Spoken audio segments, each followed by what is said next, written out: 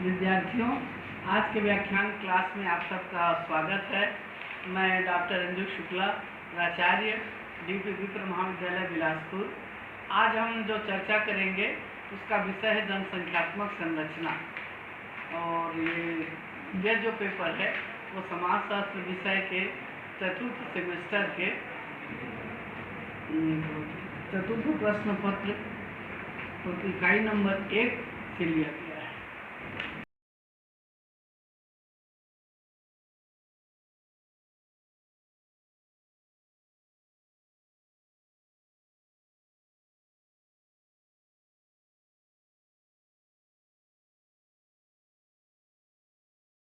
आज हम जनसंख्यात्मक संरचना के अंदर आप लोगों को ये बताएंगे कि जो जनसंख्या और जो की संरचना किस प्रकार से हम समझ सकते हैं। देखिए, संरचना का अर्थ होता है कि जैसे समाज एक अखंड व्यवस्था नहीं होता बल्कि विभिन्न इकाइयों का संयोग होता है। जब समाज की विभिन्न इकाइयाँ एक दूसरे के साथ क्रमबद्ध एवं व्यवस्थित रूप से संयुक्त हो जाती है तो जो सामान्य स्वरूप या ढांचा बनता है उसको हम संरचना कहते हैं। इसका मतलब है कि संरचना बाह्य स्वरूप का द्योतक है। ऐसे ही जो भारतीय समाज की या भारत देश की जो जनसंख्यात्मक संरचना है, ये जो लिंग है, आयु है, व्यवसायिक वितरण है, घनत्व है, ये विभिन्न इकाइयों के संयोग से बना हुआ है। और इसका जो बाह्य स्वरूप का ढांचा बनता है उसे हम कहते हैं जनसंख्यात्मक संरचना। यहाँ पर स्पष्ट है कि भारत के जनसंख्या के संरचना के समझने का प्रमुख आधार है लिंग, जिसको हम लिंगानुपात के अनुसार समझेंगे, और आयु संरचना और व्यवसायिक वितरण। परंतु आज हम केवल चर्चा लिंग पर, लिंगानुपात पर करेंगे।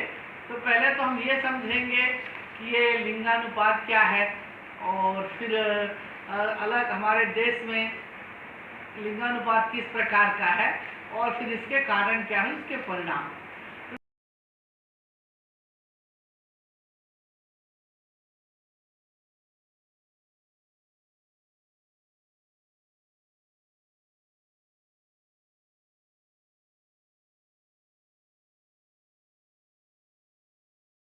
तो देखिए, लिंगानुपात का मतलब होता है कि जो समाज की जो प्रमुख दो स्त्री और पुरुष, जब दोनों का अनुपात बराबर रहेगा तो समाज विकास के क्षेत्र में आगे बढ़ता है और सामाजिक विषमता नहीं आती। लैंगिक विषमता के कारण से सामाजिक विषमता आती है। और यदि स्त्री की संख्या ज़्यादा है, पुरुष का कम है, तो भी एक प्रकार का सामाजिक लैंगिक विषमता होगा। यदि पुरुष की संख्या अधिक है और स्त्री की संख्या कम है तो भी वो लैंगिक विषमता होगा, और इसके कारण में समाज में किसी न किसी प्रकार की विसंगति आएगी। तो यहाँ हम यह देखते हैं कि हमारी जो भारतीय समाज है, वर्तमान में देखें तो हम 1901 से लेकर के 2001 तक की नज़र डालें और फिर अभी 11 में जो स्थिति बनी, तो हमको एक समाज में एक लैंगिक विषमता का स्वरूप दिख रहा है। जो यहाँ का लिंगानुपात है, इसमें पुरुष की संख्या ज़्यादा है और पुरुष की तुलना प्रति 1000 पुरुष की तुलना में स्त्री की संख्या कम है। जैसे कि आप लोग इसमें देख सकते हैं कि हमने आपको अपने लेक्चर में जो स्लाइड में दिखाया है कि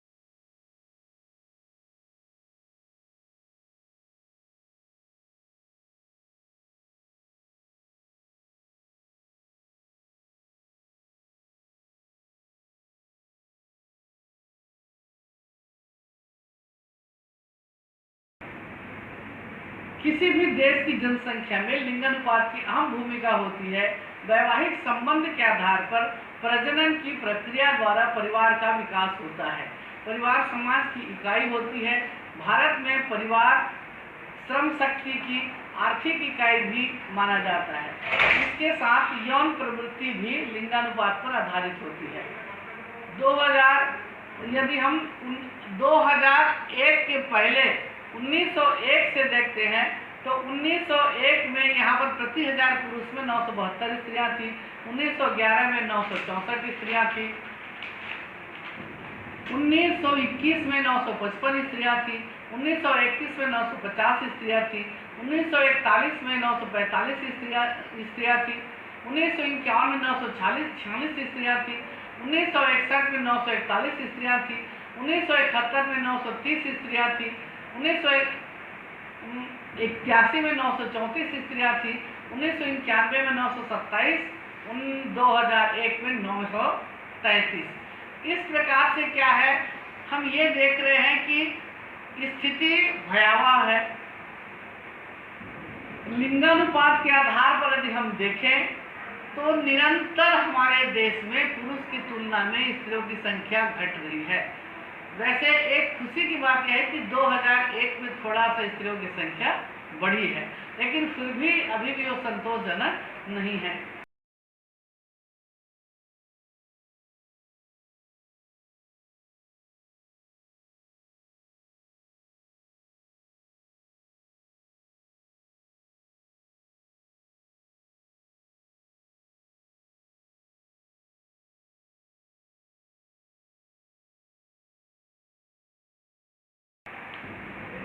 अब यहाँ पर यदि हम राज्यानुसार देखना चाहें कि भारत में जितने राज्य हैं और केंद्र शासित प्रदेश हैं, तो सभी जगह पर एक समान स्थिति नहीं है। किसी राज्य में कम है और किसी में स्त्री की संख्या ज़्यादा है। केरल एक ऐसा राज्य है जहाँ पर निरंतर हम यदि दृष्टिपात करें तो प्रति 1000 पुरुषों में स्त्रियों की संख्या अधिक रही है। जैसे अभी वर्तमान में प्रति 1000 पुरुष में स्त्रियों की संख्या 1058 है, परंतु कुछ जैसे प्रांत है, जैसे हरियाणा है या पंजाब है या चंडीगढ़ है या दमन दीव है, यहाँ पर तो स्त्रियों की स्थिति बिल्कुल ही शोचनीय है। जैसे हरियाणा में 861, पंजाब में 874, सिक्किम में 829, चंडीगढ़ में 773, दमन दीव में 789। इन राज्यों में लिंगानुपात में बहुत ज़्यादा विषमता है और ये राज्य, ये देश की दृष्टिकोण से, जनसंख्या के दृष्टिकोण से, विकास के दृष्टिकोण से, सामाजिक विकास के दृष्टिकोण से ये अच्छा लक्षण नहीं है।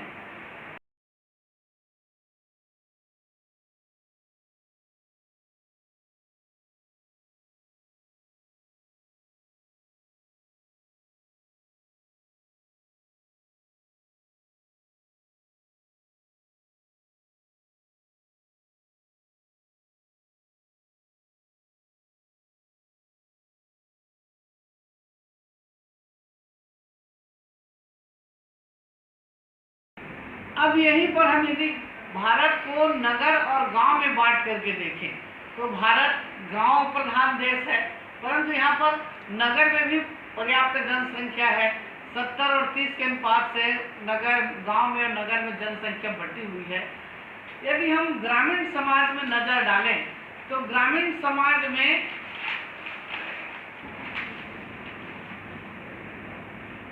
पुरुषों की और स्त्रियों की संख्या में उतना ज़्यादा विषमता नहीं है जितना कि हम नगरीय समाज में देखते हैं। और नगरीय समाज के विषमता का कारण यह हो सकता है कि नगर में चूंकि लोग कमाने खाने के लिए बाहर से आते हैं और अपने परिवार को गांव में छोड़ देते हैं, तो इसलिए नगर में पुरुष की संख्या नहीं दिखती, स्त्रियों की कम दिखती है। और गांव में कुछ परिवार ऐसे रहते हैं जो नगर नहीं जाते, खेती बाड़ी के लिए रुक जाते हैं। ऐसे बहुत सारे कारण हो सकते हैं। तो ग्रामीण और नगरीय समाज में भी स्त्री पुरुष लिंगानुपात में अंतर दिखता है। जैसे हम आंकड़ा के दृष्टिकोण से देखें तो 1901 में हम ग्रामीण और नगरीय दोनों को देख रहे हैं। 1901 में ग्रामीण 1979 और नगरीय 910 था। 1911 में 975 और 872, 1921 में 970 और 946, 1931 में 966 और 828, 1941 में 965 और 831, 1951 में 865 और 859, 1961 में 963 और 845, 1971 में 961, 847, 1981 में 954, 860, 1991 में 938 और 894, और 2001 में 961 और 915। इस प्रकार से देखिए 1900 लेकर के अब तक प्रति 1000 पुरुषों की तुलना में स्त्रियों की संख्या घटी है। यदि हम राज्य के आधार पर लिंगानुपात को देखें तो स्थिति कुछ राज्य में भयावह है तो कुछ राज्य में संतुलन है। जबकि नगरीय समाज में देखें तो ग्रामीण की तुलना में लिंगानुपात नगरीय समाज में बहुत कम है।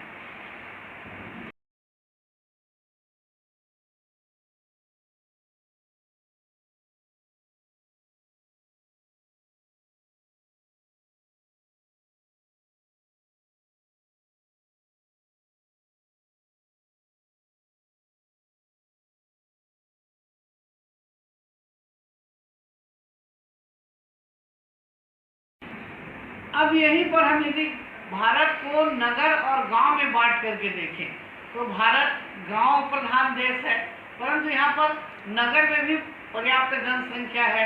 70 और 30 के अनुपात से नगर गांव में और नगर में जनसंख्या बढ़ी हुई है। यदि हम ग्रामीण समाज में नजर डालें तो ग्रामीण समाज में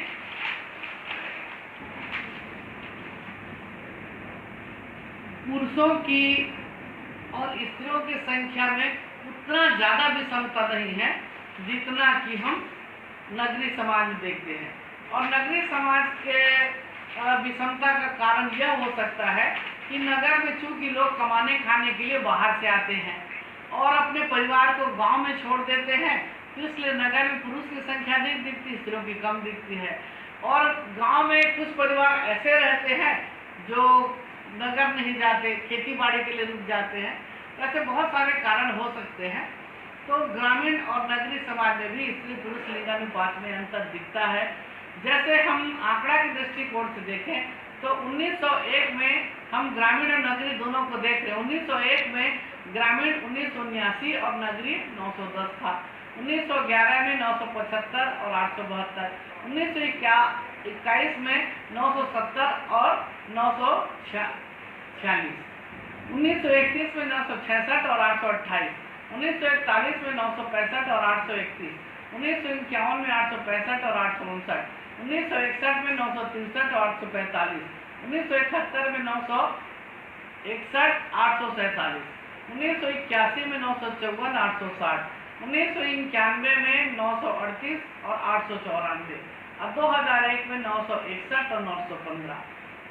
इस प्रकार से देखिए 1900 लेकर के अब तक प्रति हजार पुरुषों की तुलना में स्त्रियों की संख्या घटी है। यदि हम राज्य के आधार पर लिंगानुपात को देखें तो स्थिति कुछ राज्य में भयावह है तो कुछ राज्य में संतुलन है। जबकि नगरीय समाज में देखें तो ग्रामीण की तुलना में लिंगानुपात नगरीय समाज में बहुत कम है।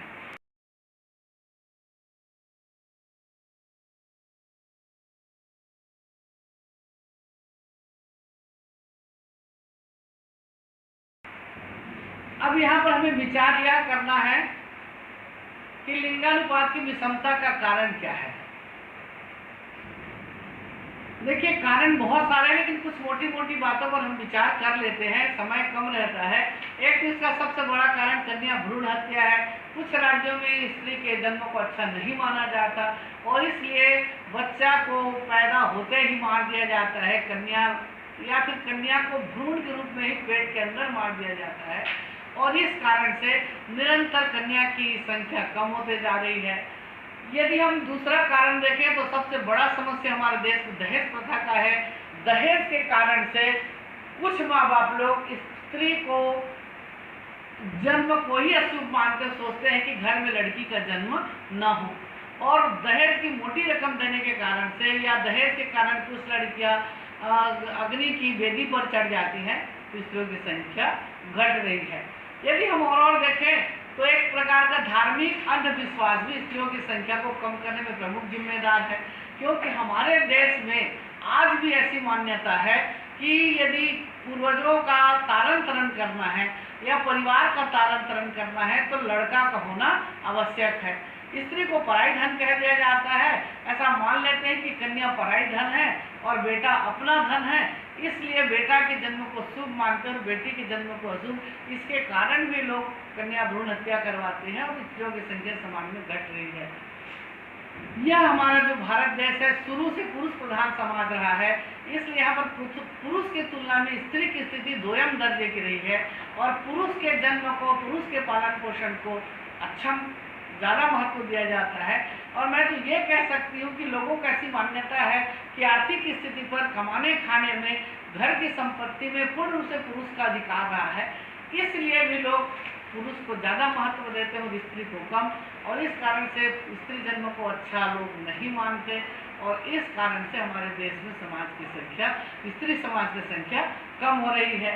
जैसे बहुविवाह है, समाज में बहुविवाह का प्रचलन रहा और एक पुरुष 2 स्त्री से, 3 स्त्री से, 4 स्त्री से विवाह कर लेता था, और आज भी कहीं न कहीं इस प्रकार की कानून बनने के बाद भी घटना घटते रहती है। तो इस कारण से भी स्त्री को पुरुष की तुलना में ज़्यादा महत्व नहीं दिया जाता, और स्त्री की संख्या के घटने का कारण ये भी है।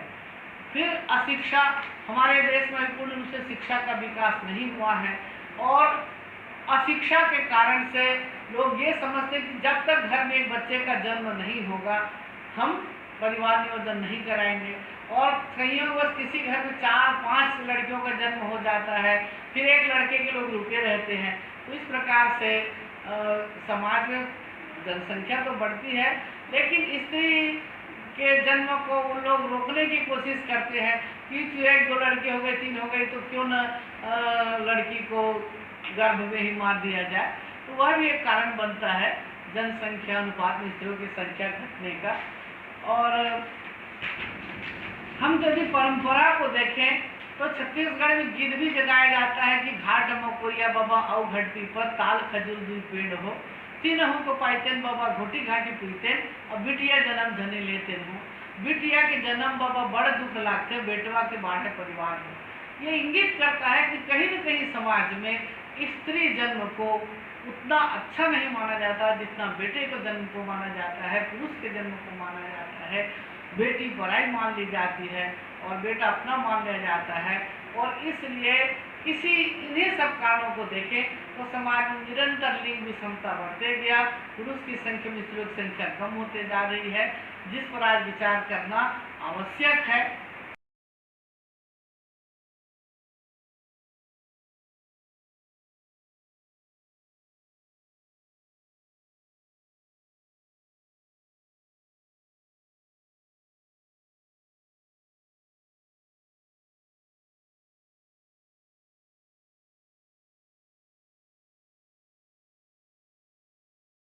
दुष्परिणाम भी बहुत हो सकते थे, हम इस पर समय रहते विचार नहीं करें, समय रहते ऐसी विषमता को रोकने की कोशिश न करें, तो समाज को उसका भयंकर परिणाम भुगतना पड़ सकता है।